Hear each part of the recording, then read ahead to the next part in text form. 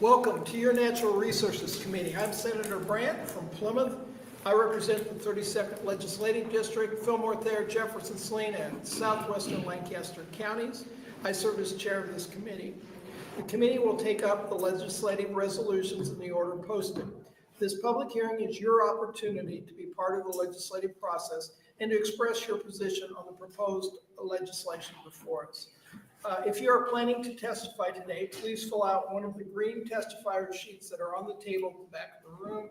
Be sure to print clearly and fill it out completely when it is your turn to come forward and testify.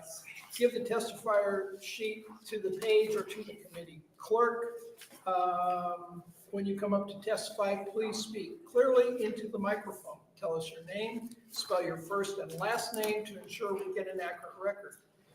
We will begin each bill today with invited testimony only and with the introducer's opening statement. And then we will finish with a closing statement by the introducer if they wish to give one. We will be using a 5-minute light system for all testifiers. When you begin your testimony, the light on the table will be green. When the yellow light comes on, you have 1 minute remaining, and the red light indicates you need to wrap up your final thought and stop. Questions from the committee may follow. Also, committee members may come and go during the hearing. This has nothing to do with the importance of the LR being heard. It is just part of the process, as senators may have LRs to introduce in other committees. A few final items to facilitate today's hearing. If you have handouts or copies of your testimony, please bring up at least 12 copies and give them to the page. And our page today is right there. Please silence and turn off your cell phones. Verbal outbursts or applause are not permitted in the hearing room. Such behavior may be cause for you to be asked to leave the hearing. Finally, committee procedures for all committees state that written position comments on a bill to be included in the record must be submitted by 8 a.m. of the day of the hearing. The only acceptable method of submission is via the legislature's website at nebraskalegislature.gov. Written position letters will be included in the official hearing record, but only those testifying in person before the committee will be included on the committee statement. I will now have the committee members with us today introduce themselves, starting on my left. Stan Klaus, District 37, Kearney, Shelton, and Gibbon in Buffalo County. Hello, my name is Danielle Conrad. I represent North Lincoln. Shanna Hughes, District 24, Seward, York, Polk, and a little bit of Butler County. Barry Kay, representing District 40, which consists of Holt, Knox, Antelope, Cedar counties, northern part of Pearson, northern part of Dixon County. Mike Moser from District 22. I represent Platte County and most of Stanton County. Also assisting the committee today is Cindy Lamb, who is our legal counsel. And then, is this your first hearing ever, Katie? Oh, all right. So anyway, Coquat? How do you say your last name? Coquat? Coquet. Okay, so Katie is filling in there. And Connie is a veteran, and she decided to try something new today and become a page. So with that, Senator Wordekemper, take it away. Good afternoon, Chairman Brandt, members of the Natural Resources Committee. I'm Senator Dave Wordekemper, DAVE-WORDEKEMPER, representing Legislative District 15. I'm here today to present LR 235, an interim study to examine the current state of prescribed and controlled burning in Nebraska. I would like to note that this is my first time before this committee, and I greatly appreciate everybody's time this afternoon. I guess that's kind of like a parole hearing, I suppose. I don't know. I'd like to begin by providing a brief background. My interest in burning practices began during my campaign when a few rural fire chiefs raised concerns about landowners conducting burns without obtaining permits. This created understandable frustration and strained relationships between fire departments and property owners. This past spring, when the Plum Creek fire occurred, many senators representing affected areas were briefed on the incident, and burning practices became a central topic of discussion and concern. Rather than rush to judgment, I believed we needed to examine we needed an examination of burning practices in our state. I wanted to be clear from the onset, it was never my intention to ban prescribed fire in Nebraska. Instead, I want to take a thorough look at current practices to determine how we might improve safety, communications, and effectiveness. Over the summer, I have met with many stakeholders across Nebraska. I have learned the struggles farmers and ranchers have with the spread of eastern red cedar on their lands and the utilization of prescribed burns or land management burns to try to control that spread. For those unfamiliar with the practice, you may be asking, what is a prescribed burn? The U.S. Forest Service defines it as a controlled application of fire by a team of experts under specific weather conditions for the purpose of restoring health to the ecosystems that depend on fire. Under Nebraska law, prescribed burns are known as land management burns, defined as the controlled application of fire to existing vegetation on land utilized for grazing pasture, forest, or grasslands to control weeds, pests, insects, and disease, prevent wild land fires, manage watersheds, care for windbreaks, and conduct scientific research. I approached each discussion with 3 guiding principles: maintain local control, identifying areas for potential improvements, and finding ways to enhance prescribed fire as a valuable land management tool for all involved. To provide context for this study, I distributed 3 handouts that illustrate where we stand. First, a map showing all prescribed burn associations within our state. This demonstrates both the areas where prescribed fire is actively practiced and, importantly, the gaps where this valuable tool may be underutilized or unavailable. Second, in 2016 Rural Fire Chiefs Survey, this survey captured the opinions and experiences of rural fire departments regarding burning practices. While this data is now 9 years old, it provides a baseline understanding of challenges and concerns. And I believe an updated survey would show significant positive changes in attitudes and collaboration. Third, a national comparative report that shows how Nebraska's prescribed fire practices align with other states regionally and nationally, helping us understand both our strengths and opportunities for improvements. We printed a national report in black and white to save costs, and an electronic copy will be sent out immediately following this hearing. I hope these handouts are helpful to you and help guide your questions. This study serves 3 primary purposes.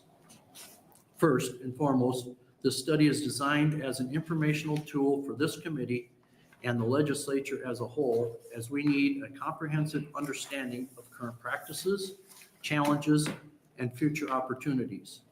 Second, I aim to review where Nebraska currently stands with prescribed fire practices and identify what resources, training, or support systems may be needed for the future.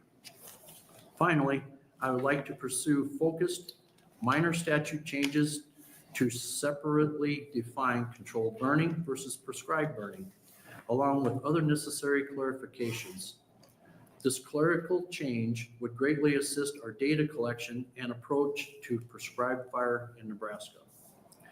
I want to emphasize once again that the goal is not to hinder prescribed fire in Nebraska. Rather, I aim to improve our knowledge base, enhance our support systems, strengthen our data collection, and foster better communications with all stakeholders. Prescribed fire is an extremely valuable tool for land management, wildlife habitat enhancement, and fire risk reduction when properly implemented. The testifiers you will hear from today represent a wealth of expertise and perspectives essential to this discussion. You will be hearing from landowners, burn bosses, fire chiefs, scholars, game and parks, and Nebraska fire experts. I have learned a great deal from those here today, as well as many others, and I have no doubt that they will be just as insightful to you. I encourage you to take full advantage of their expertise and ask detailed questions about their respective areas of knowledge. I believe this study will demonstrate that with education, collaboration, and minor statutory clarifications, we can enhance rather than restrict the beneficial use of prescribed fire across our state. Thank you for your time, and I'll answer any questions you may have. All right, thank you, Senator Wordekemper. Let's see what we've got for questions.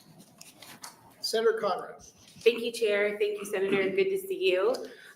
So I know that you're a new member of the legislature, and you mentioned this is your first time before this committee, but I just wanted to inquire for the record, did you ask the chair for this to be structured as invited testimony only to exclude the public? I did not, and not knowing what the process was, this is my first interim study. I'm going off of that lead, and I guess I look at this as a fact-finding study. I don't know what legislation might need to be changed, if any. And at that point, if there is something, then I would guess we would go to obviously bill introduction and then a formal hearing to where the public could weigh in. Thank you, Senator. I definitely appreciate that. And as a senior member of the Nebraska Legislature, I bring this up not to wax nostalgic about days gone by, but to drive home a very point in response to what the point and goal of your interim study is here today. And Senator, this is not unique to you, but a disturbing trend across all committees. If you look at the most recent interim study hearing calendar put out by the clerk's office, I think there was over 12 hearings listed, only one of them allowed for public participation. That's not in line with our practice in Nebraska, where we have a hallowed place for the second house and for the people. And when you talk about wanting to do the hard work, to kick the tires, figure out how to best prepare legislation for next session, the way to do that is to ensure a broad diversity of perspectives have an ability to speak. Then you can get technical feedback that maybe you hadn't thought about before. Then maybe you get a point of view that you need to incorporate or address so that you can have individually, and this committee as a collective can have a smoother road in January, because you've already heard from potential opponents, you've already heard potential issues, and then you have a couple months to get that taken care of if you can, instead of on the fly after the bill's introduced.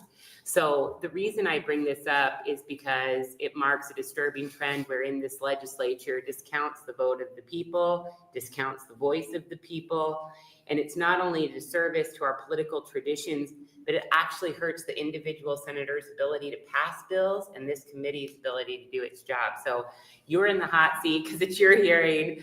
And so I'm sorry to have to lay that all out there, but it's a point that I'm going to make every time that we have one of these closed hearings. Typically, you would invite a couple of folks that have expertise that you kind of want to lift up to help educate the committee about things, and then you throw it open to the public, to the people. A lot of times folks don't come, but if they do want to come, they have that right. And when we're talking about public policy, the public shouldn't be excluded. So if you'd like to respond, but thank you. No, I appreciate that information, and I guess I can understand your point. And with this hearing, I would encourage anybody from the public to come forward after they know that this hearing has happened. If it's a particular interest to them and they want to weigh in, I think they still have plenty of opportunity to do that prior to a bill that I may or may not propose. So Right. I welcome any outside information. I think that's a good point, Senator. And just the other piece, again, to put a finer point on why these practices exist, in addition to what we just discussed, when you have a broad perspective in the interim, it allows for a free exchange of ideas, inquiry, and deliberation, and it also is on the record, which is important for public policy formation for a variety of purposes. Closed hearings and conversations outside of public hearings are part of the process, but a true public hearing should also be a part of the process. So. Senator Hughes. Thank you, Chair Brandt. Thanks for bringing this, Senator Wordekemper. I think you mentioned something that the material you shared with us, super beneficial and helpful. It was a 2016 fire chief survey, you said. Is this something, and do you know what, I see the entities involved were UNL, the Game and Parks, Pheasants Forever. What prompted that 2016 survey, and are you kind of looking for possibly doing a new survey? I mean, it's been almost 10 years. Is that a little bit of what you're trying to get information on too, or? Yes, and with that study, I think that was a first time they did it, trying to see where we're at. And there's a representative here, Mr. Twidwell from the university, and I think we don't know where we need to go without data. And I think times have changed with understanding, fire's bad and everybody wants to eliminate fire and stuff. We've come a long ways in understanding what landowners need to use fire to manage their rangeland, their grassland. So I think things have changed a lot in the last 10 years. And through this discussion, there may be a necessity to update that information. And I think the sentiment might have changed that not all fire is bad. Right. Because when you read through some of it, it's one, they didn't give very many permits for rain. It was mostly ivorbila tree limbs or whatever. Was there a concerted effort maybe after, and maybe you don't know this, and I can wait and ask the UNL rep, was there a concerted effort after this survey came out of trying to teach folks that, like you said, fire is not all bad. It can be used for good. It can be used to, range management. We know cedars are taking over prairie and things. Is that also kind of what we want to maybe get a handle on too, or? I believe so, and I would probably defer that to some of the people that are going to speak behind me because they have more expertise on the benefits of that. Okay, thank you. Senator McKay. Thank you. Thank you for being here today, Senator Wordekemper with us, LR. You said you talked to stakeholders across the state on this subject across every spectrum of the fire industry. My first question is, do you think you have invited testimony from behind you that are both proponent, opponent, and in the neutral position, all three represented here today? I believe they bring a wealth of information to be non-biased. We have a fire chief that's here, and I believe he would speak as maybe from fire chiefs that don't like, people burning, or they want to have control, or the other side that, as a fire chief, this is good if we can maintain some of the fire hazards. So I think the people that will be testifying in this, while I talk to them, I think they're going to give a perspective from both sides. I don't think we're biased in either way. Well, I'm looking at this interim study as a fact finding. It's not that I want to restrict it or I want to eliminate burning or I want to burn everything. This is just simply what information is out there and what can we gather. And with this information, in committee's input, we can over the next few months say, hey, I think this might be an interest that we want to pursue down this road. And then I can reach out to other individuals. They can certainly come to a hearing. They can reach out to my office to gather the information, what might be good, what might be bad. For being in the profession, when it comes to red flag days, and number one, when it comes to prescribed burning, do you think people adhere to the red flag days, or do you think anybody would possibly, and this may be for testimony from behind you, but do you think there are people that will give a road fire burn permit even though there might be a red flag warning on the horizon or the potential one coming up during the course of that day with different weather fronts or wind conditions or anything coming in? From my thought, I would say no. And I think as a state, we have gotten better on getting the word out that today is a red flag warning day, or that for the next, week, it's going to be bad conditions. I think the state and the weather people in this state understand that because of what happens in other states. And I think it's more proactive to get that word out that, look, today's not the best day to burn, or we haven't had any moisture for a month, don't do this. So I don't think anybody is intentionally saying, I don't care, we're going to issue a permit anyway. I don't know that anybody is doing that or would want to take that on. So I don't see that as happening. I think the fire chiefs that are issuing the permits, they have the well-being of everybody, in their district and even the neighboring districts. So I don't see that as an issue. And with this, maybe setting up a system for data collection and try to work towards a statewide system to gather the information and have an information place that the fire chiefs can go to understand what the weather conditions are going to be. Maybe educate some of the chiefs, if they're newer chiefs, where to go to get this information and what to look for before issuing a burn permit.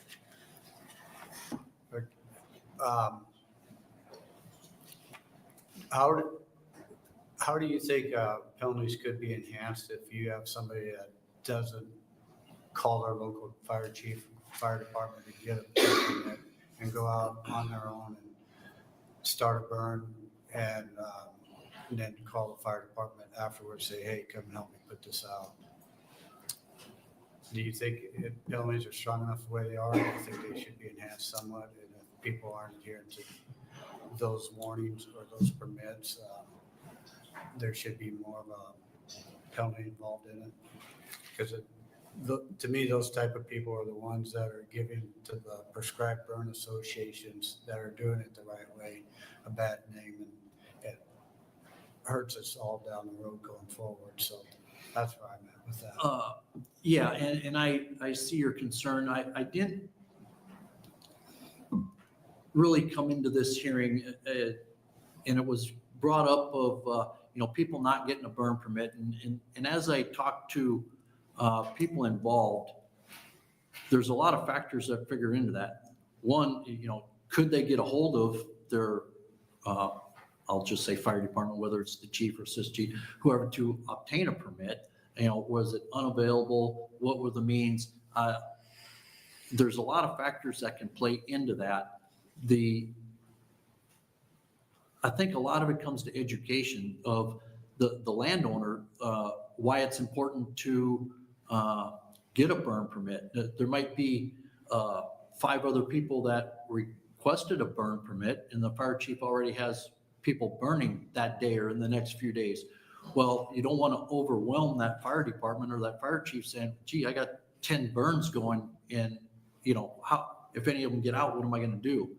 So I think it's more of an education of why it's important to get a burn permit, and with the fees for not obtaining one. I guess I kind of have the thought that it doesn't matter what the fee is. If somebody's going to burn illegally, they're going to do it, and whether or not the person is going to get wrote a ticket or if it's even going to get prosecuted is a whole nother issue.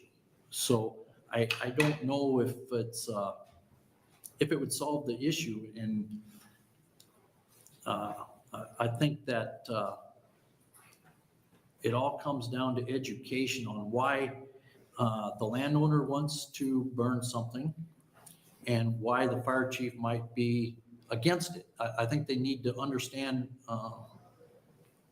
each side of it. The landowner, he might be looking at it because it's got a monetary value. I need to clear my land, or I need to get rid of this pile.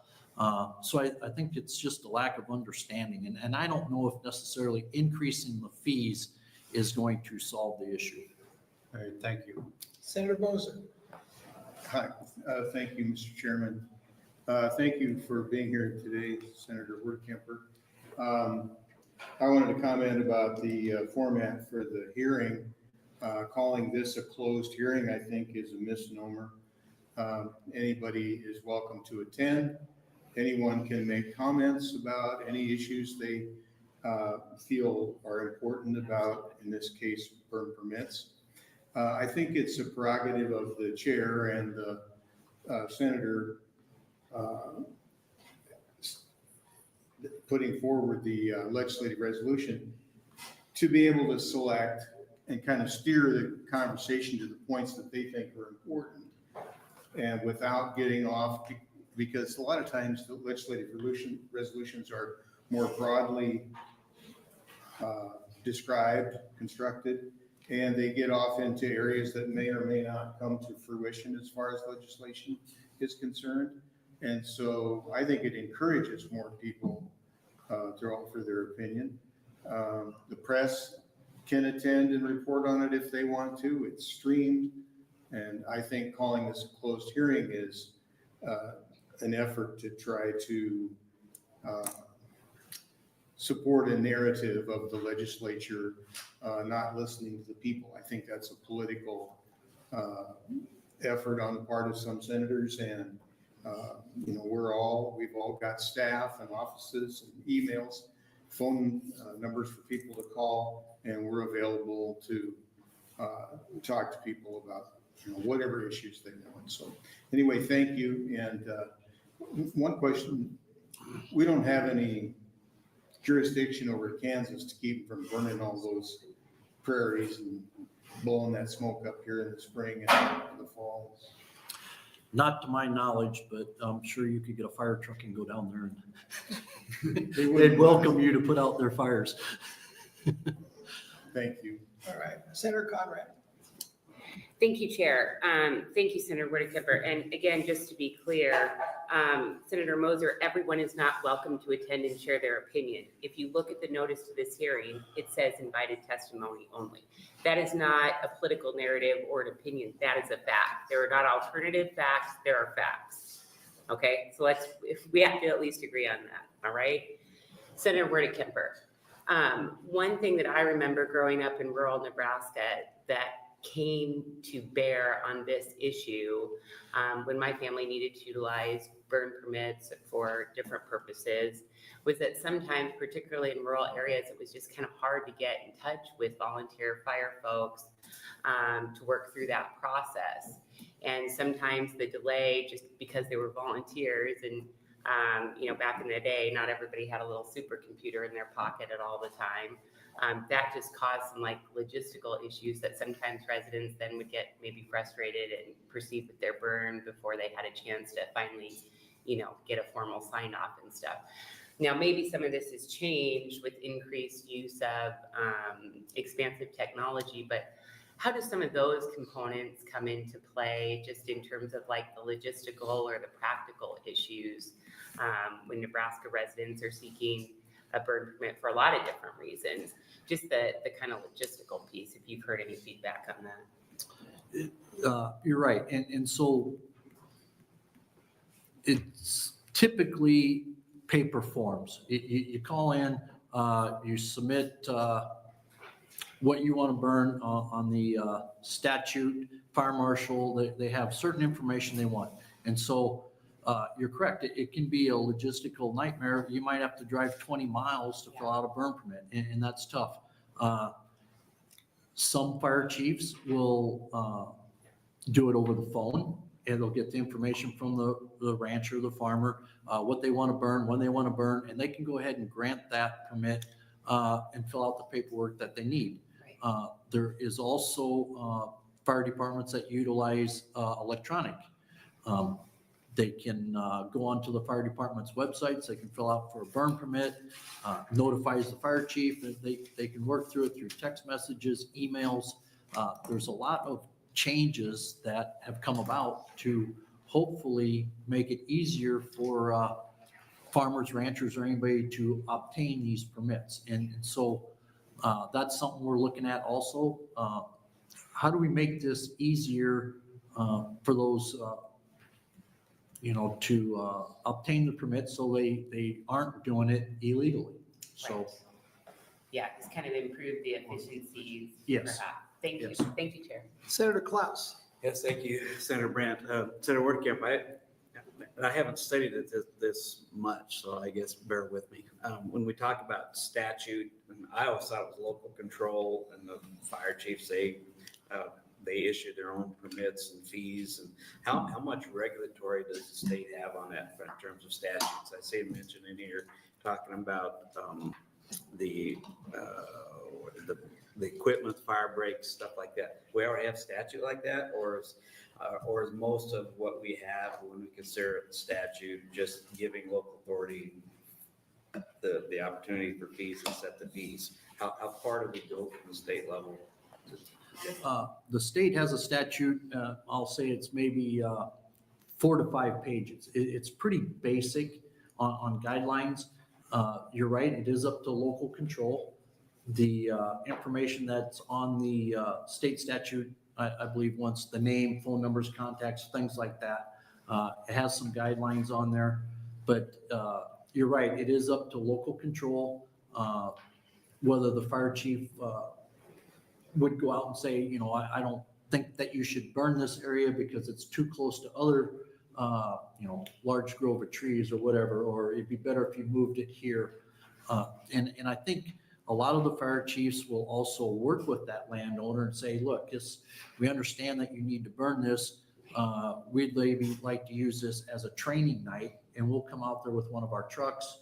We'll use it for a drill night, and we'll assist you with this. So basically, the state statute is, I'll say, pretty open. You know, it is up to local control, and I don't want to take away from that because in looking at this, our state's very diverse, and what might work in where I'm from, Dodge County, will not work in Boone County or Cherry County. It's different. So I do not want to take away from that local So control. it kind of gives the local fire chief the final authority. Yes. So if you get Farmer Hatfield and Chief McCoy, they might say, no, I'm gonna burn anyway. Well, yeah, you know, and so if that is happening, and through this and information we can put out, my hope is that we can get them on the same page and understand what each one's concern is and how they can mitigate that and work together and make things safer. Senator DeKay. Thank you. One quick question with 2 rolled into it. Number 1, is there a timeline that they can allow that burn permit, say like 2 or 3 days before the burn would actually happen? And then there's an hourly window that they can conduct that burn on that particular day? From my understanding, a fire chief can issue a permit for as many days, leave it open for as many days as he's comfortable with. If they want to do it for 3 days, a week, 30 days, they can have that discretion. That's up to the local fire chief's control. And I believe, somebody might be able to speak with this behind me. I believe most fire, if you're going to do a control burn, I believe it's supposed to be out by sunset. I think so. They typically, if you're issuing a burn permit, doesn't mean you can just burn whenever. You still are required, I believe, to call into the fire chief, say, hey, I'm going to light the fire today, even though my permit was open for a week. And then they notify dispatch that there's a burn going. Okay, thank you. Yes. Senator Moser. So are your concerns with all fires by private landowners, or just grass fires to get rid of weeds and cedar trees and things like that in pastures? What if they push a bunch of windbreak trees in a pile and burn it? Is that still considered a prescribed burn? That's Or that requires a burn permit, but it's not a prescribed burn? correct. And that's kind of where we're trying to define each of those for statistic purposes. And I believe I'll have a testifier or two behind me that would testify as to why that's important. for statistics and data collection to see where we need to move forward with our state. You think most of the problem is people not following the rules? It's not a matter of the rules not being adequate, but people just don't want to follow them. I don't know if I would say that for sure. I mean, I don't know if I'm in a position to say that a lot of people don't follow the rules. I think it's,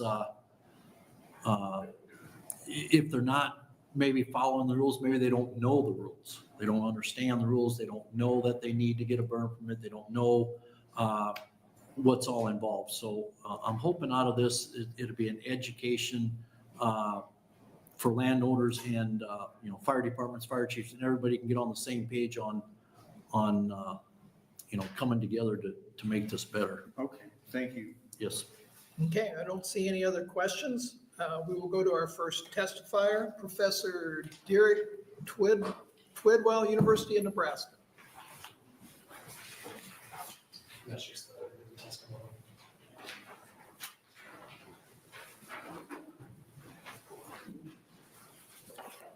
Welcome. Good afternoon. Thanks for having me. That's just the written testimony that has some references to some of the information I'll provide. I'm Drac Twidwell, D-I-R-A-C-T-W-I-D-W-E-L-L. I am a professor at the University of Nebraska, a science advisor for the USDA NRCS. I serve on the board of directors for the Great Plains Fire Science Exchange, associated with my expertise in grasslands and fire. I am testifying today in my personal capacity, not on behalf of UNL, the NU system, the USDA, or other entities. As has been talked about already, one of the most common questions that we get is, why do people use prescribed fire? And there's been several surveys and studies done on this. What's emerged is that in the Great Plains, control of eastern red cedar is the number one reason why landowners start to turn to prescribed fire, and it's because of losses in rangeland agricultural production. National models now quantify these losses for every county and every year, dating back to 1990. From 2019 to 2024, Nebraska lost 218,000 to 419,000 tons of forage each year to woody encroachment as eastern red cedar displaced grassland forage and wildlife habitat. Prescribed fire is also identified as a key tool to address wildfire risk, which is increasing with the spread of volatile woody fuels. From 2010 to 2020, 4 of the 10 largest U.S. wildfire complexes occurred in the Great Plains, where total burned area has increased 400% in the last 3 decades. Research we've conducted in Nebraska shows prescribed fire reduces wildfire danger in red cedar dominated landscapes, and when combined with grazing, can reduce fuel loads, flame lengths, and spread rates more than grazing alone. Eastern red cedar dominance also reduces multiple other resources. Grassland biodiversity collapses with nearly all grassland-dependent birds, mammals, insects, and plants displaced, increasing risks for endangered species and regulation of the state. Water resource decline, revenues to Nebraska Public Schools decrease, disease vectors rise with more tick-borne and West Nile virus. To this end, the combined effects of woody encroachment, prescribed fire, and wildfire makes this a statewide issue that impacts agriculture, public health, and every citizen in this state. As a result, prescribed fire has expanded in rangeland-dependent communities with the growth of prescribed burn associations. Since the first in 1995, more than now 100 PBAs operate in the U.S. I led a 2013 study that showed new PBAs in the Great Plains follow the spread of eastern red cedar, so adoption has been expanding from Texas, Oklahoma, and Kansas into Nebraska, Dakotas, and now southern Canada.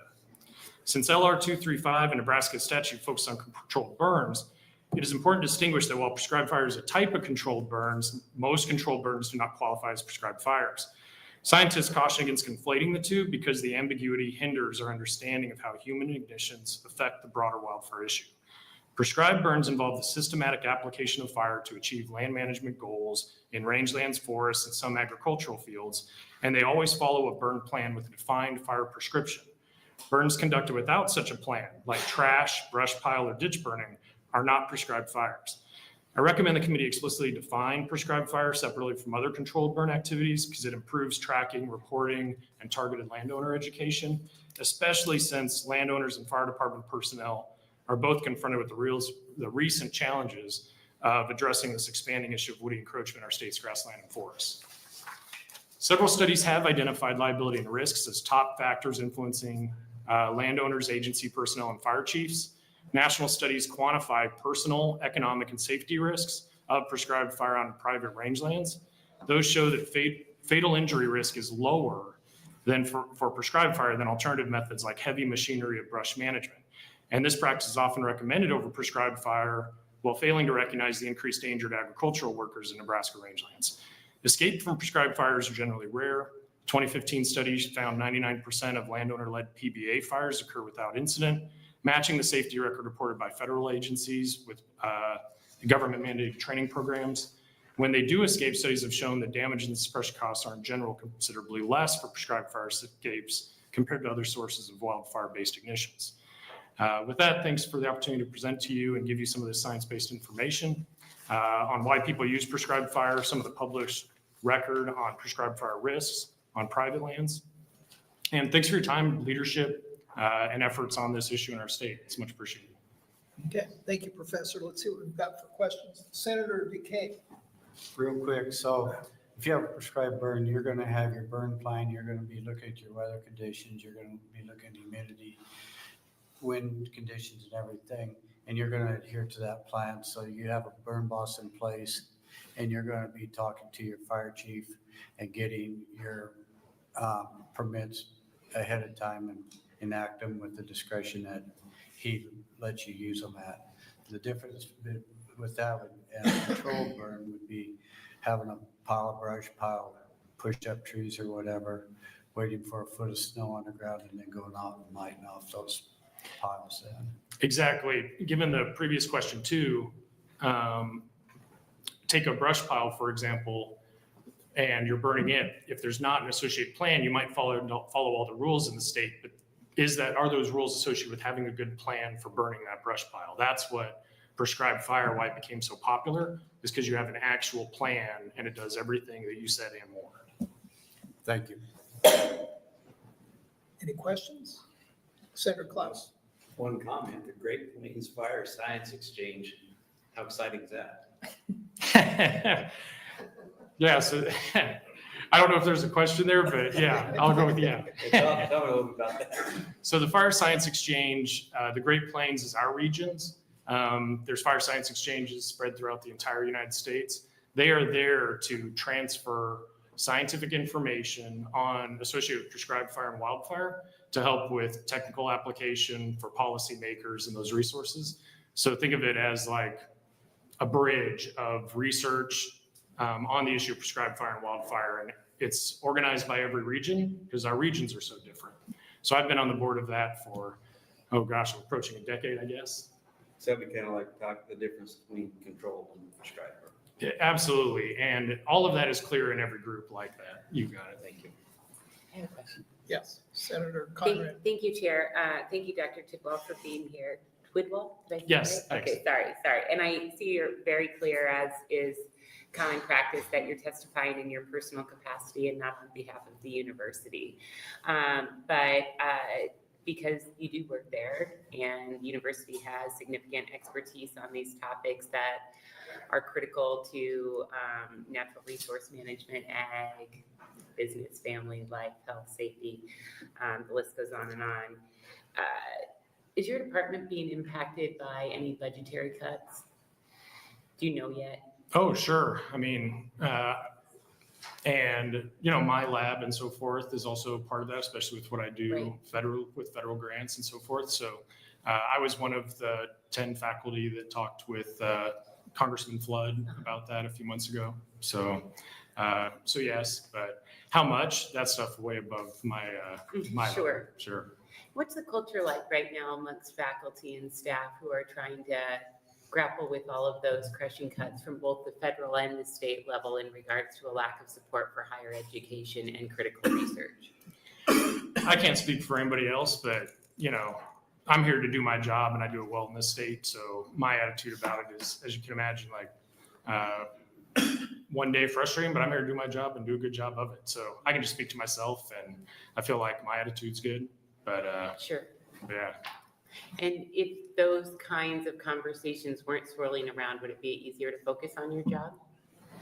Well, a lot of this stuff comes down to time management, funding, and what we want to see in our personal lives out of, citizens in the state as well. So sure, it always, the more I'm able to do my job, the better. So Absolutely. Sure. Thank you so much. Senator Hughes. Thank you, Chair.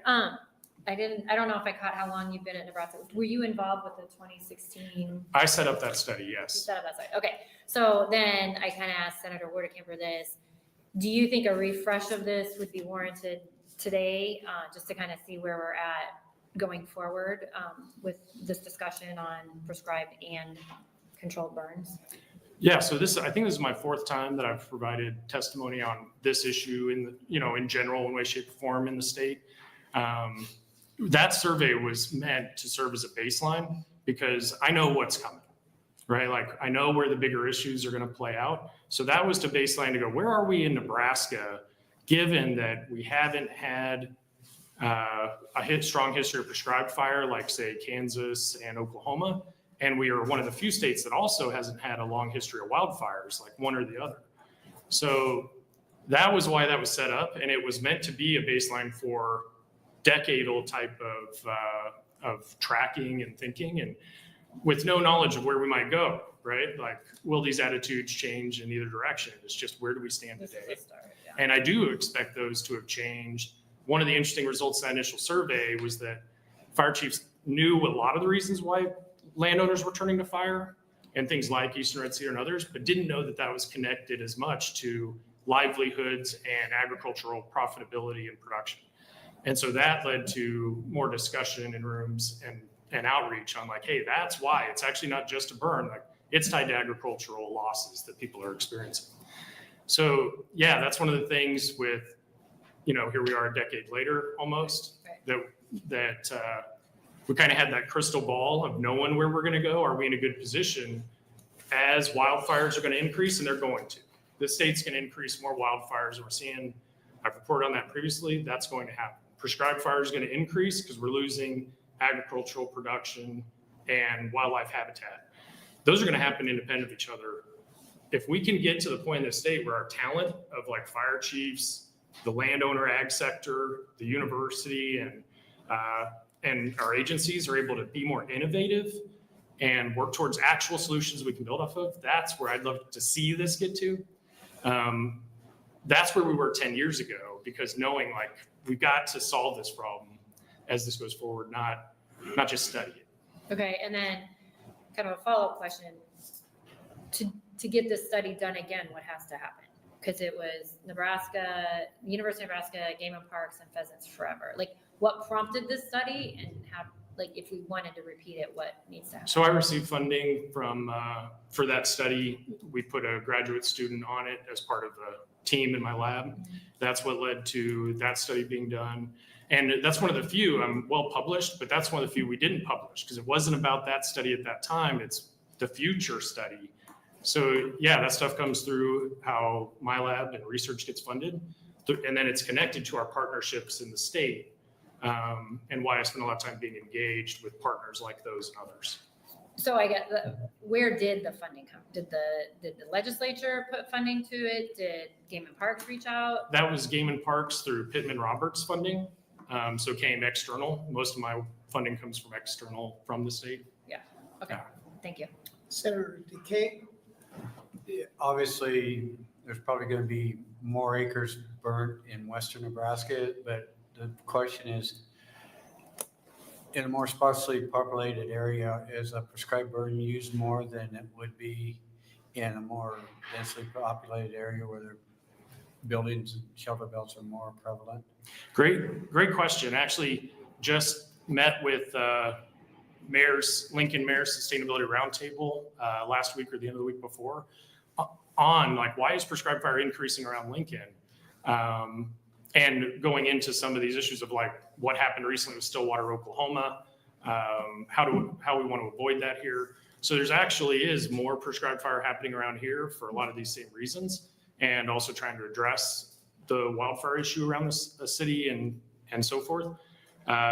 More maybe than in western Nebraska, where some of the encroachment hasn't gotten to yet. So we are starting to see more around urban areas because all of this is recent. Like Oklahoma, I actually developed a fire-wise plan for the city over, I guess that would have been 13, 14 years ago while I was down there at Oklahoma State. We're not used to cities in the Great Plains burning down through wildfire, and it's a result of how our fuels and conditions are changing around us. So prescribed fire is one of the economical things people are turning to.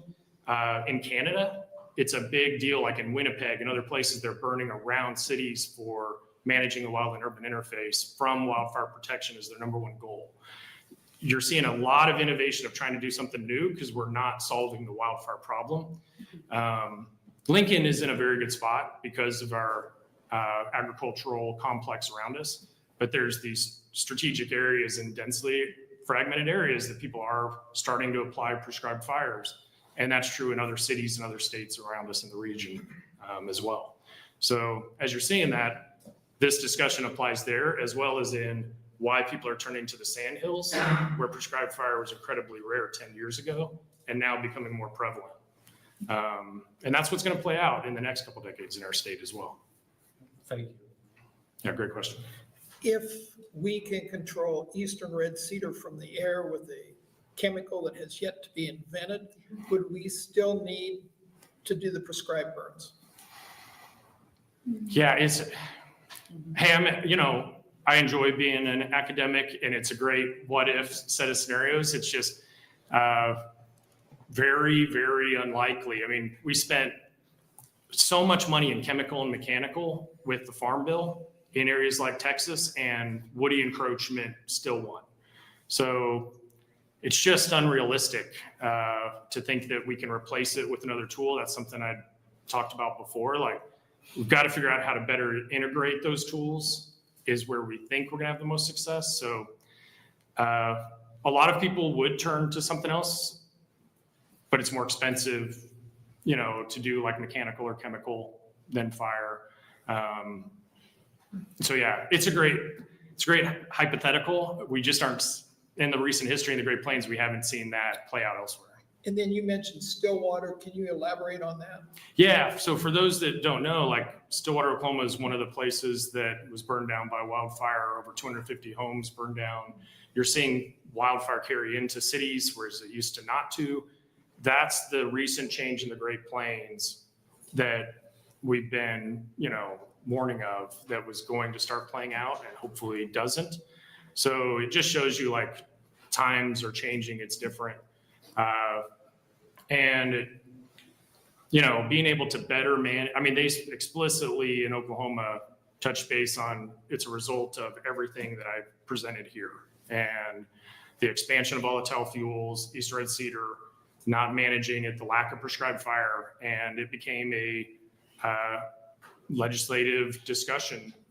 And that's where we see states follow that type of discussion. But what everybody seems to agree on is, regardless, we don't want to see our cities be more vulnerable to the wildfire problem. Here in the Great Plains, we're a fifth of the country in the Great Plains.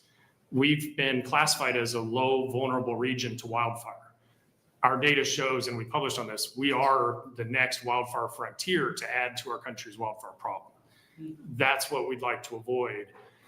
We haven't been successful at avoiding that here or anywhere else in the world. It's one of those impossible challenges. Like, that's where this innovation is where we need to get to and show real solutions, both to benefit our agriculture sector, this wildfire prevention sector, and our natural resources.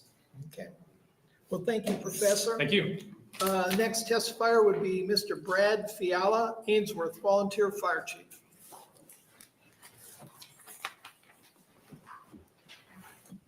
Welcome. And bear with me, this is definitely out of my comfort zone here. So I'll try to get through this the best I can. My name is Brad Fiala, Bradfiala, Fire Chief in Ainsworth. I was also the incident command on the Plum Creek Fire this past April, even though the fire was out of my fire jurisdiction. I will start by saying I do believe that fire is a tool needed to continue to be used by landowners to clean up tree piles, help control overgrowth, grasslands, and vegetation that threaten take over pasture ground. What we see in our area is the people not getting a burn permit more than the people that do get a burn permit on burning tree piles and stuff like that. They will get a burn permit, burn their tree pile, and think that it's out and walk away from it. And then, maybe the next day later, the winds change or something like that, and the fire will get away. That's one of the reignition of those burn piles is one of the things that I deal with.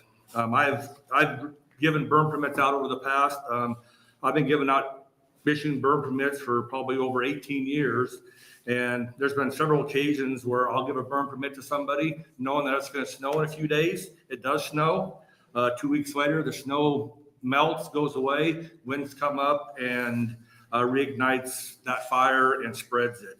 So that is, one of the things that I like to see is, like landowners and stuff to take more of a control or better of their burns and stuff like that. I do believe the Nebraska state statute is too open and not allows fire chiefs the authority to shut down all types of burning during extreme conditions. Fire chiefs need to have the control of all fires in their jurisdiction. Since the Plum Creek fire, I went to our county commissioners and had them draw up a resolution giving the fire chiefs in Brown County the ability to shut down all types of fires, including campfires and burn barrels when conditions warrant. Right now, I think that, we're not have the authority to shut down some of that fire, even in red flag warnings. People can still go out and burn their trash piles. People can come in and still have a campfire and stuff like that, even if it's a red flag warning in our area and we don't have the authority. We kind of wish that people would, take common sense and not burn, but sometimes we see campfires, in our area during the red flag warning areas. One recommendation is helpful when landowners is wanting to burn off an acreage. A written up burn plan followed when conditions change during a burn. Burn plans are really nice. It kind of draws out what that person's going to do when they're doing an acreage and stuff like that. What local resources they have available to them. In those burn plans, if the wind gets too high, they shut down the burn. If it does get away, what fire departments in their area they can call to come back and help them and stuff. And I do believe that, like I say, the burn permits are too generic and don't fit all types of requested burns. It is beneficial to be able to get different information for different burns on burn permits on what they're burning. How I do a burn permit is I want a person to come, they call me up and say, I'd like to do a burn. And so I ask them a little bit of questions. But I say, I do have the burn permits with me. You need to come in and see me personally face to face. And we need to talk about it. We write up the burn permit. I look at the weather and stuff like that and go over the burn permit with them. If I give them a burn permit, I call the dispatch, tell them I gave them a burn permit. I send a copy of that burn permit to all of our fire department, all of the members of our fire department, as well as the surrounding fire chiefs in our area. So they know that I'm burning, and we try to get the same response back from them. I do think the fines and the enforcement of fires, burn permits and stuff across the state are probably maybe too lenient. I know in our area, if somebody's burning, it's probably going to get a warning or something like that. In multiple warnings, they say, "Oh, what's a warning?" So I think we just need to maybe look at the fines and enforcement of that. And in conclusion, I do believe that fire is a tool that needs to be used by landowners to clear off acreages and stuff. So, thank you. All right, thanks, Chief. Senator Moser. I don't know if this is a question that's in your realm of knowledge, but if you start a fire and it gets away and burns your neighbor's pasture or his house or his barn or whatever, are you responsible for that loss? As the person who started the burn?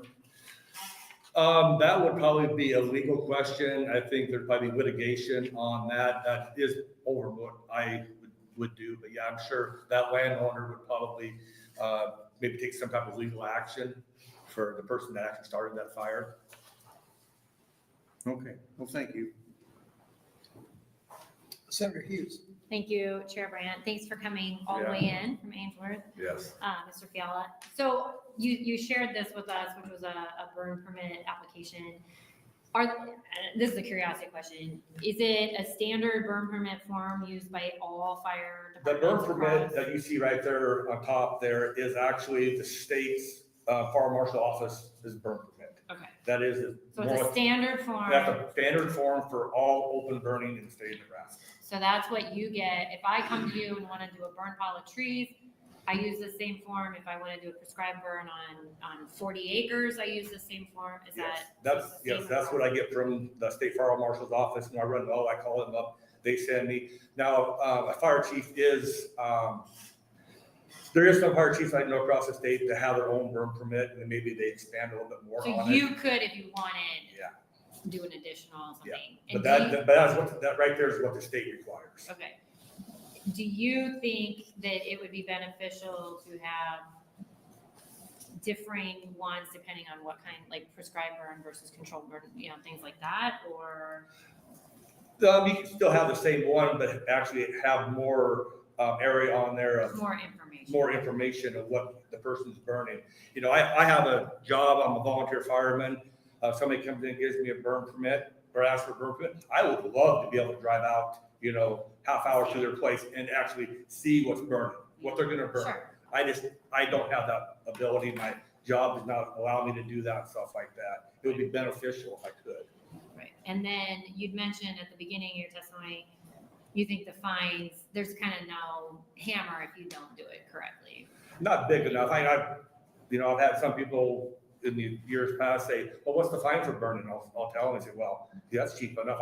It saves me from having to drive in 30 miles to get a burn permit. Well, you just open it up that I know you're gonna burn, so we'll probably come out and put it out. So, No, that's too bad. does that happen? Not very often, but it has happened before.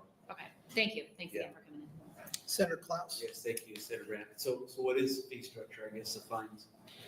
I actually don't know what the actual fee is. I just say it's $100 fine, burning without permit. I think that is what it is. Senator Duquesne. As a volunteer fire department, if you guys got to go out and put down a fire, that's a voluntary effort and you're not compensated for your loss of time at work and use of equipment and stuff, are you, by the land? No, we do not.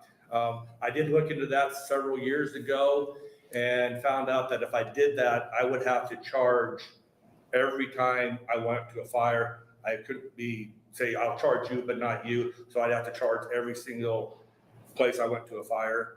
So, we got our tax funding from our county and stuff like that. So we're volunteers, so we're there to help them in need.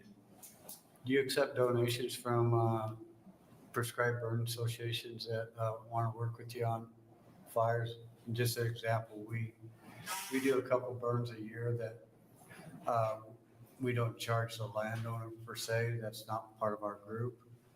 But then they pay us what we would be charging per acre, but we have them write a check to the local fire district that they lived in to help compensate local fire departments. We don't. What we do is once a year as our department, we send out a thank you letter to our residents and stuff like that. And so if somebody asks me, hey, can I donate to your department? I say, in such and such month, we have our fundraising deal, donate to that. So I can't say it's specifically for what I'm doing for you. It's the same time everybody donates to us kind of the same time. Well, like I say, in our group, there's about 12 of us. We got all of our grass rigs, everything that we, knock on wood, we haven't had to use our department, but there are people that want to hire us to do it. And so we say, well, rather than paying us, you make your check to the local fire department. Oh, yeah, I've never done that. Would you take that money if somebody would do that? Oh, probably not, because I don't want to be saying, oh, you're going to get paid, so what's this kind of, no, I don't want to go down that rabbit hole. I want to have everything on the table up front, and this is the right way to do it. Fair enough. Just a point of clarification, my son is a volunteer fireman. And in our department, he has the ability to do burn permits. So when an individual comes to him for a burn permit, it looks exactly like this. They give it to the individual, and then he calls it into Central so that they know there's a burn permit. And we live on the highway. And so they see this monstrous flame. And so you have about 10 people during the day that call in. And because we have a burn permit, they say, no, he has a burn permit, and they do not notify the department. Whereas if I was doing that without the burn permit, the department would come out and be obligated to put out the fire. Is that true?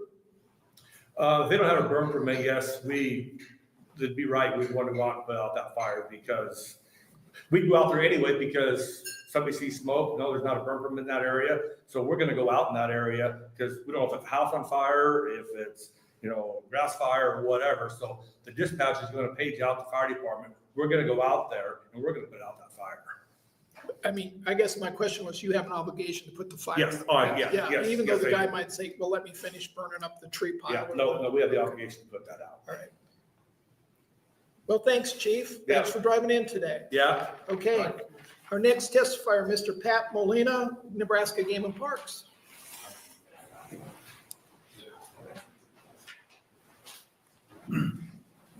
Welcome. Welcome. Thanks. Thanks for having me. Mr. Chairperson and members of the committee, thank you for the opportunity to speak today. My name is Pat Molini, Patmolini, and I represent the Nebraska Game and Parks Commission. I'm here to share how prescribed fire, one of our most effective habitat management tools, not only protects Nebraska's natural resources, but also strengthens our wildfire response capabilities and supports private landowners across the state. For over 5 decades, the commission has used prescribed fire to restore and maintain native grasslands, woodlands, and wetlands. These ecosystems evolved with fire as a natural disturbance, and when applied responsibly, prescribed fire promotes plant diversity, controls invasive species, and reduces hazardous fuel loads that contribute to wildfires. Each year, commission staff lead or assist with prescribed burns on more than 25,000 acres of public and private land. These burns are not only ecologically beneficial, they also conducted with rigorous oversight and planning. Like private landowners, the commission is required to obtain a burn permit. Certified agency staff serve as burn bosses, and every burn is guided by a comprehensive plan that includes a complexity rating for the fire, contingency planning for unexpected conditions, public relations protocols to inform and reassure local communities, post-burn reviews to assess outcomes and improve future operations. These standards go beyond basic requirements to ensure safety, transparency, and accountability. Importantly, prescribed burns also serve as live fire training for commission staff who respond to wildfires statewide. This dual-purpose approach enhances Nebraska's emergency preparedness while advancing conservation goals. In a state where 97% of the land is privately owned, partnerships are essential. When working with private landowners, the commission does not act as a contractor. Instead, we empower landowners by providing technical assistance, equipment, training, and financial support. Landowners remain responsible for securing permits and overseeing burns on their property, but our staff are there to guide and mentor, especially for those due to prescribed fire. We also maintain standard operating procedures that reflect decades of experience in evolving best management practices. These standard operating procedures cover everything from personal protective equipment to staff qualifications, ensuring that every burn meets the highest standards of safety and professionalism. Prescribed fire is a cost-effective, science-backed tool that benefits agriculture, wildlife, and public safety. With continued support, we can expand its use and extend burn windows to meet diverse ecological needs. Thank you for your time and consideration. I welcome any questions and appreciate your commitment to the use of prescribed fire in Nebraska. Okay, let's see if we have questions. Senator Conrad. Thank you, Chair. Thank you for being here today. You're welcome. I know, actually, I think maybe just over the last year or so, there was a really interesting story about prescribed burns in Nebraska Land Magazine, which I was remembering in preparation for this hearing. But the other point, and maybe we'll have one of the conservation groups jump up to here. I don't know who's on the list of invited testimony, but can you talk a little bit about how these techniques can be beneficial for wildlife management and kind of the interconnectedness that goes with ensuring that we have habitats in place to support a diversity of species and provide good opportunities for sportsmen and sportswomen that are interested in hunting. And I'm thinking of pheasants and all of the other different kind of activities like that. Could you just help us know a little bit more Yeah, about sure. that? I guess the basic, If that's in your purview. yeah, I can speak to that. I'll try to generalize it and keep it in not a lot of detail. But you start with a bare field and let it go. It's going to go through a process called natural succession. And you're going to get weeds first, annual weeds. You're going to get eventually grass. Long story short, you're going to end up with timber. You're going to end up with trees, absent prescribed fire or some other, management tool. Nebraska is a prairie state, grassland state, historically evolved under wildfire or fire and grazing. And so from a wildlife standpoint, they like those early successional stages, weeds, bunch grasses. They like a lot of the ground nesting birds and other things. Those early successional stages produce a lot of insects, a lot of diversity. Wildflowers produce obviously pollinator habitat, things like that. Even a woodland, you see it and you see trees, a beautiful cover, but if that's all you have is old growth story trees, you don't have understory for a lot of wildlife that utilize that. So prescribed fire is an important tool. It's very cost effective and it sets back that succession. So that's why we use it so much. These other things that we talk about, if there was a magic pesticide for eastern red cedar or something like that, if I invented that, it would be very expensive. I mean, it's the magic potion or whatever. So right now, amongst the tools we use to set that succession back, it's the most cost effective. So yeah. Great, thank you. Senator Hughes. Thank you, Chair Brandt. Thanks for coming in. You're welcome. So I've asked this question before. You're probably familiar with the Nebraska Prescribed Fire Council report that was done in 2016. Is this something that because it sounds like kind of your group kind of started with you in cooperation with UNL to do that. Is this something you're looking at possibly doing again since it's been almost 10 years? Or is that, we're going to do it in a couple of years? Do you know anything to redo that? Yes, the answer is yes. There's been discussions. I did not know that existed. It's, as Brock said, it wasn't published, but immediately when I saw it and saw that it was dated somewhat, definitely. We're always, and that's why we support research and fund it when we can. Knowledge is power, right? It makes us safer and an understanding how we communicate with real fire departments. And so you bet those discussions have already begun with our partners and the ones that help fund that. Let's do that again. Okay, very good. So Thank you. Thanks for coming in. One quick question. Does Game and Parks have its own fire teams? well, fire teams, yes, I guess a team is with a leader and members of different capacities and experience. So you bet. Yeah, across the state, from wildlife, from a prescribed fire standpoint, we have minimum crew needed. We do the burn plan process, and that describes what we need for personnel and equipment, all that. And you'll have a burn boss. You got to have a burn boss, and then you have line crews and different experience levels. We even have volunteers, and whatever. From a wildfire standpoint, we act as mutual aid to a rural fire department if called upon, or if it's on our own wildlife management area. So we have people with different levels of experience, but we're often pumper rigs in that case. So, a small team, but can be a very large team, and we can be rotating staff from all over the state to large wildfires. On the tens of thousands of acres that you guys manage, do you try and burn a percentage every year? Yeah, we do. I mean, ideally, it's you're weather dependent, so you never get to where you're going. And as far as eastern red cedar, we need a lot more fire. So yes, we do have a percentage. I guess if I was going to put on that, it depends on what part of the state you're in. You got higher rainfall down here in the southeast, and that sort of thing. But so that succession I was speaking to is going to be faster.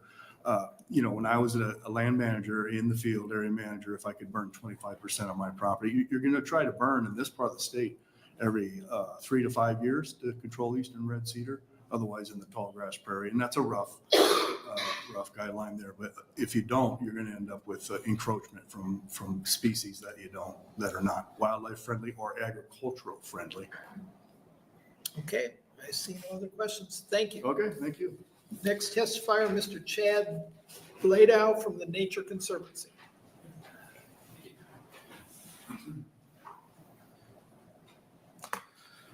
Welcome. Thank you. Oh, hello, everybody. I am Chad Bladow, CHADBLADOW. I'm a prescribed burn boss type 2, as described by the National Wildfire Coordinating Group. I work for the Nature Conservancy based out of the Niobrara Valley Preserve near Johnstown, Nebraska. I've been working in both wildfire and prescribed burns throughout the U.S. for the past 28 years. I've also been a volunteer for the Valentine Fire Department. My job is training and educating landowners in the Nebraska Sandhills who want to use prescribed fire to control eastern red cedar trees and manage their rangeland. Funding for my job comes from various groups that want to see that money used to help wildlife habitat and biodiversity. You've already heard today that fire can be an effective means for controlling eastern red cedar, but prescribed fire can also be very effective and efficient for managing healthy grasslands for forage production, and for wildlife habitat. Fire increases forage quality and attractiveness for both livestock and wildlife. Fire can manage the height and density of shrubs and trees other than eastern red cedar. Fire and grazing combined can create a variety of habitat which benefits wildlife and plants as well. Fire has shaped the landscapes of the Great Plains for millennia. Forest, prairie, shrubland ecosystems have adapted to and sometimes are even dependent upon fire. And people have lived alongside fire and used it to steward the land for thousands of years. In the past 6 years, I have worked with 77 landowners who have successfully completed 55 prescribed burns on 34,549 acres without an escaped wildfire. I believe that the key to that success is the relationship that I and those landowners develop with the local fire chiefs. And this includes 22 fire districts across 12 counties in north central Nebraska. Establishing that relationship early in the planning process keeps everybody informed of the best conditions to safely implement the prescribed burn. The Nature Conservancy would like landowners to continue working directly with their local fire chiefs to plan and manage for prescribed burns. And the Nature Conservancy, along with other nonprofit organizations, local, state, federal agencies, will continue to work together to provide quality education and training to both landowners and fire districts to continue this record of success and to be able to utilize prescribed fire to manage the livelihoods of the people and the wildlife in the Great Plains. Okay, let's see if we have any questions. Senator Klaus. Just a comment that I was thinking it was Game and Parks, but it might have been you guys that burnt down our Platte River Bridge by Fort County Recreation. Yes, that was a pile burn that escaped many years ago. I forget when that was. That's okay. It's up and running. We're good. We keep a really strong track record of prescribed fires across the organization. We have 36 different states that we conduct prescribed burns in. And for insurance purposes and all that, we have to keep a pretty close record of prescribed burns, whether there's escapes or near misses or whatever there may be. And it's a numbers game, right? I mean, the more prescribed burns that there are, the chances of an escape happening occur. Well, we got a better bridge out of the deal, so It took a lot more money. The important thing is to maintain, a strong relationship with the people, the communities around you, and work together to try to make for the safest conditions possible to get that work done. Okay, other questions? Okay, thank you for your testimony. All right, thanks. Next testifier, Mr. Bill Hyatt, Central Platte Natural Resources District.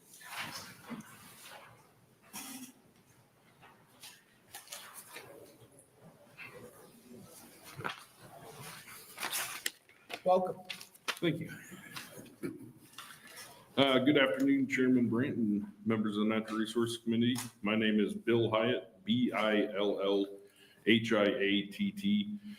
and I am a resource conservationist with Central Platte Natural Resource District located in Grand Island. I also act as the burn boss for the district. The Central Platte NRD fire program began in 2004 due to landowner demand for help burning their land. It assists landowners in planning, preparing, and implementing prescribed burns through different means, education and training, cost share, advice, or contracting. Through contracting, our staff will write the plan, work with the landowner on what preparation needs to be done, and our burn crew will implement the burn plan with help from the landowner. We also assist prescribed burn associations or PBAs within our district to implement burns. The ultimate goal of our fire program is to give landowners the knowledge, experience, and means to use prescribed fire safely using the best science, information, and techniques available. Outside of the district, we also work with other organizations to provide training both in the classroom and on the fire line. Prescribed fire is an involved process of planning, preparation, notification, and implementation that spans months and at times years prior to a burn. It has been and will continue to be a tremendous benefit to the grasslands in Nebraska. There is a great need for the expansion of the use of prescribed fire for many reasons, the main being woody species encroachment, particularly eastern red cedar. In recent years, we have also seen the expansion of deciduous resprouting species. As has been seen throughout the Great Plains, grassland conversion to woodland or shrubland has extremely detrimental effects on grassland productivity and the loss of suitable wildlife habitat for endemic prairie species such as grassland birds. With that conversion also comes higher wildland fire danger as fuel loads increase and fuel types change. Fire is the most effective tool we have against this conversion, and in conjunction with other management methods is very effective at slowing or reversing this trend. With Nebraska being 97% privately owned, landowners are the ones that will be and are leading the effort. As a fire professional, my part is to provide those landowners with expertise and advice to accomplish their goals in a safe and effective manner. Thank you for the opportunity to testify, and I would be happy to answer any questions. Okay, let's see if we've got any questions. Senator Klaus. Yeah, I haven't had lunch yet today, so so is burn boss a real title, or has nobody got the guts to take it from me? Burn boss, it's a designator. At the NRD, it entails more than just leading burns. I lead the fire program too. So I take care of the equipment, try to find, hire crew and all that kind of stuff. Senator DK. Thank you. Thank you for being here. Are you a burn boss for different organizations or just for the NRDs? Just for the NRD. Typically, if we're assisting like a prescribed burn association or another organization, I won't be the burn boss for that unless they require somebody with more burn bossing experience. And you acquired that burn boss through years of experience and Yeah. So I've been doing prescribed fire for 25 years now. I didn't boss a burn until I'd probably been doing it for 10 years. And so I don't hold any official certification in that, like through the coordinating group or anything like that, but yeah, just through experience. So in case he's listening, if I'm going to do a burn up to my place, Okay. it might be problematic to have Justin Wayne come up and be a burn boss on the first day. Don't have to answer. He'll get this. So. Okay, let's see if there's any other questions. One quick question. Would you change any of the current rules or what we have in place that's good enough in Nebraska? I think, personally, I think what we have going works well. The local control, so I don't know the number of fire districts within my district that I work with regularly. I'd say it's over a dozen. But yeah, I think those local relationships are very important. And I think there is a need to clarify the difference between prescribed fire and controlled burning. Those are two different things.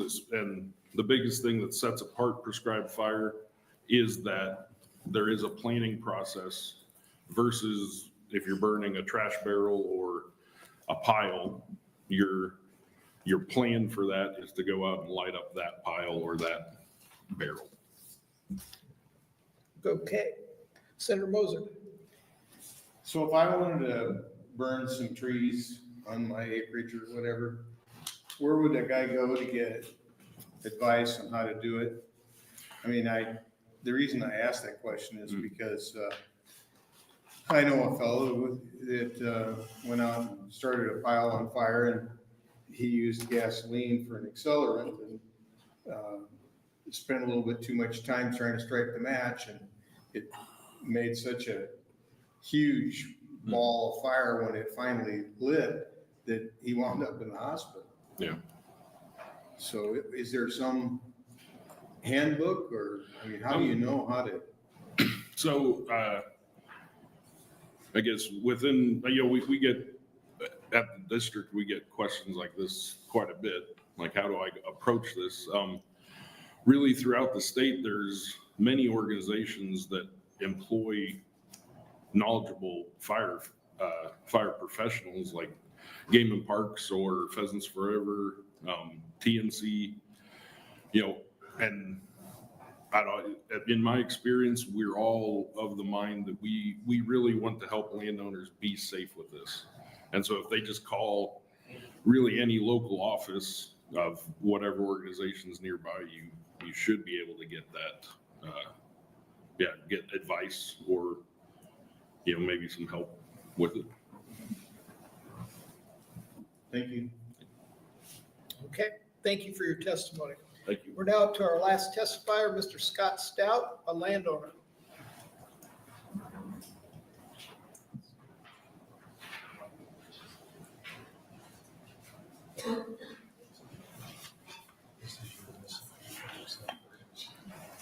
Welcome. Good afternoon, committee members. My name is Scott Stout, SCOTT, First and foremost, I am a rancher from southwest Nebraska in the Los Canyon region. I am here today representing not only my corner of Nebraska, but all the landowners and burn practitioners across the state that use prescribed fire as a management tool to most commonly battle the ongoing encroachment of eastern red cedar across the Great Plains. As board president of the Nebraska Prescribed Fire Council, which is a landowner-led organization that gives a unified voice for all prescribed fire practitioners, I'm here to ensure that the positive message is shared with you today about prescribed fire and the need to continually grow a prescribed fire culture within Nebraska.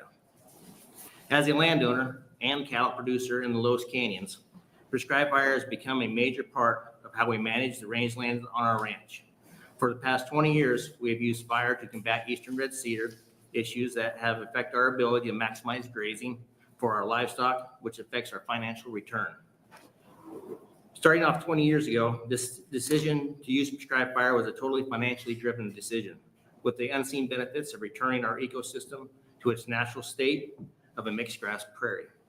The old saying, what's good for the cow is good for the wildlife, never rang clearer. Introducing fire to our operation, we needed to make some management decisions.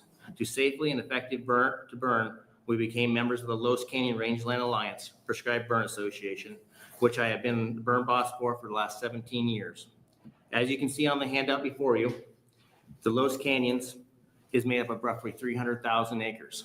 The highlighted areas on that map show the ownership of Los Canyons that are members of either the Los Canyon Rangeland Alliance or the Central Platte Rangeland Alliance, which encompasses almost the entire area. These two organizations have burned over 120,000 acres, within the Los Canyons with a consistent 75% mortality on all eastern red cedars. Landowners belonging to the Los Canyon PBAs are estimated to have their lands 34.5% more profitable than if prescribed fire was not used to manage cedars across the land area.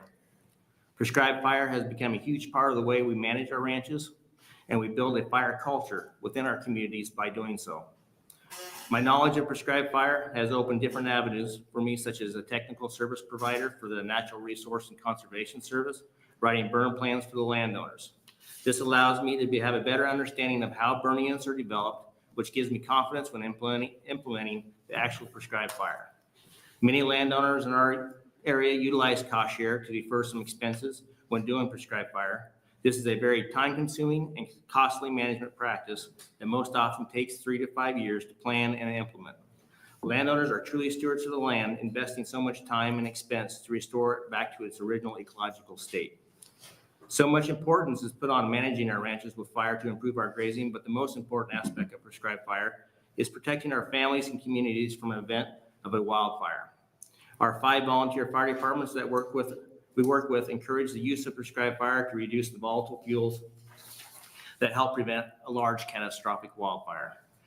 Many prescribed fire practitioners like me are members of our local volunteer fire departments.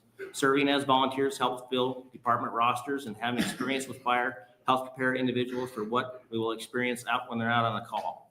I personally serve on the Curtis Volunteer Fire Department as wildland captain. In closing, building relationships with our communities, our landowners, volunteer fire departments, agencies, and state leaders to build a fire culture across Nebraska that can combat the eastern red cedar issue that southern states and the Great Plains have failed at. As a landowner, you want to see our future generation continue on making a life, raising a family in rural Nebraska. This will be very difficult for them if they continue to lose our grasslands to eastern red cedar. Prescribed fire is our future, so finding ways to make it a part of our present is a task before us. Thank you for your time, and I'd be happy to answer any questions. Okay. Senator DeCape. Thank you. Looking at your map, is that Platte River on the north? Yes, yep, the South and North Platte. And you probably use that a lot when you're doing your. Not so much. That area there is probably one of the most heavily encroached areas of cedar. We're kind of working our way from that. Basically from Highway 23 north is where we start, around just north of the Curtis area. And we have built about roughly 100,000 acre area there that has had prescribed fire at least once. So we're up from our core area, working our way out. So that's pretty vegetative. Yes. State right there, so you're not laying a black line and using the south winds to help you. Well, we whatever the unit is prepared for, that's what we use. Whatever specifies within our burn plan. So, thank you. Senator Hughes. Thank you, Chair Bratt. Thanks for coming in. Have you seen a change maybe, because you're trying to get the word out that this is what we need to do to prevent, the encroachment. Have you seen, how long have you been doing this, I guess? For about 20 years. Okay. Have you seen a change in either attitude or just information getting out to people so they understand it better and that they're like, oh yeah, this is what we really need to do to manage it? Yeah, it's a cultural thing. We went from, neighbors, that's our whole premise of the group is neighbors helping neighbors. We went from neighbors that wouldn't talk, wouldn't share, wouldn't help each other to, now they're helping each other on fires. So it's really has rebuilt our sense of community, that get back to that premise of landowners helping landowners. And that's how we make our prescribed organization work, because, no one can afford to pay 80 people to come out on a burn or 50 people to come out on a burn. So that's why we donate all volunteers, just like the volunteer fire department. We are all volunteers helping each other. Very good. Thank you. Thanks for coming in. Senator Moser.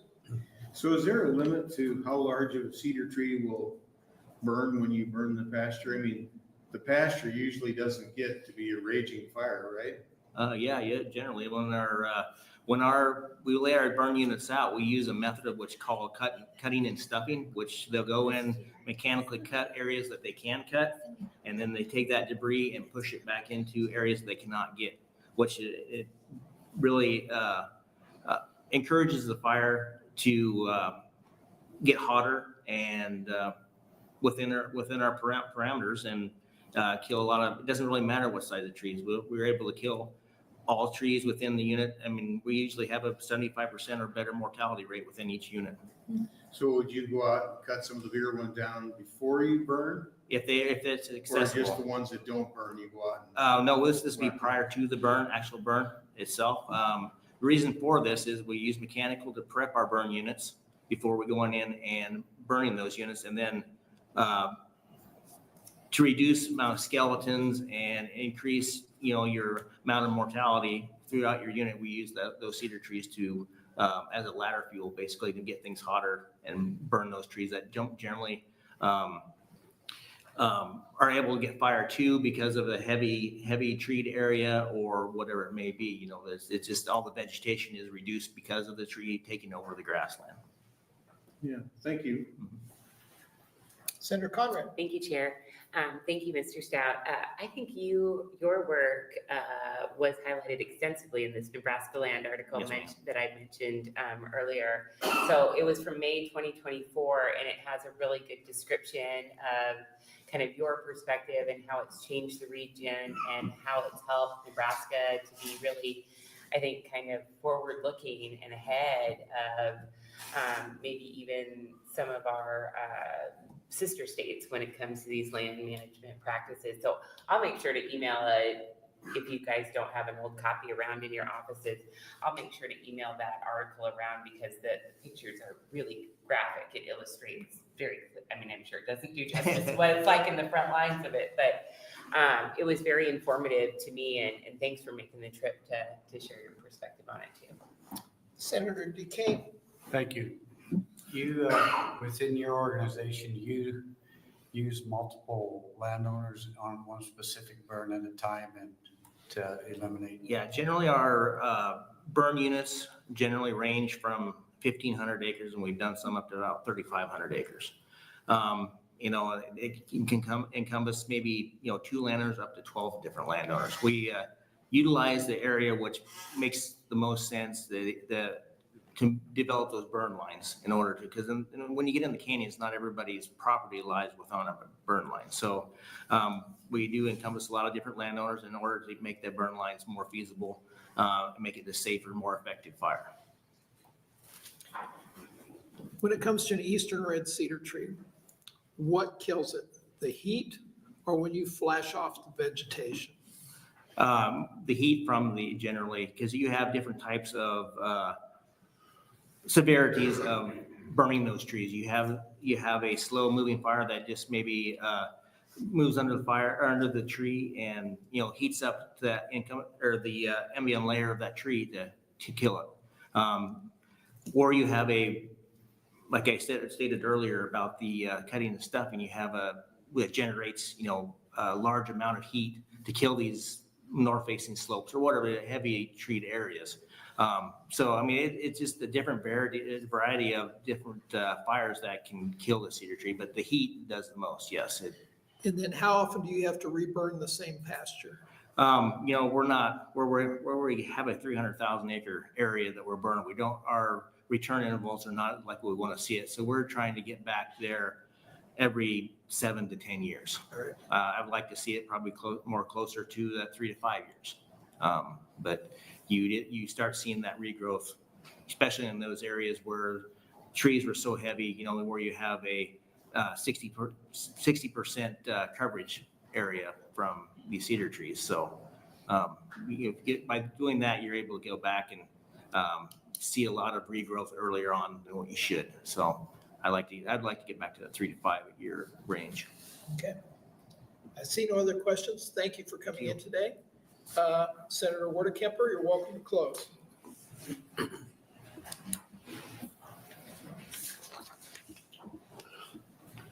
Thank you, Chairman Brandt, members of the committee. I really don't have anything for my closing other than we received a lot of information today. And like I said earlier on, this is information gathering. And it seems like we hear the negatives when a fire gets out of control and things like that. And then you can have knee-jerk reactions that we got to change something, And my goal of this is to have all these people that have testified, their groups together, get some data, figure out why, where we need to go and combat any negative things that are going to come. As you heard, it's not going to get any better in our state.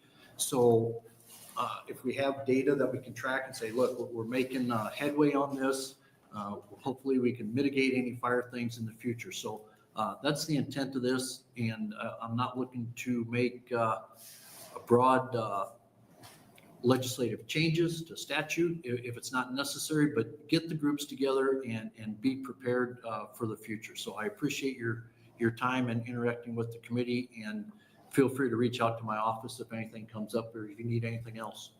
Okay, let's see if we have any questions. I see none. Comments submitted. We had one proponent, no opponents, and no neutral. And with that, we will close our hearing on LR 235. Thank you, everybody, for coming in today. Thank you, guys.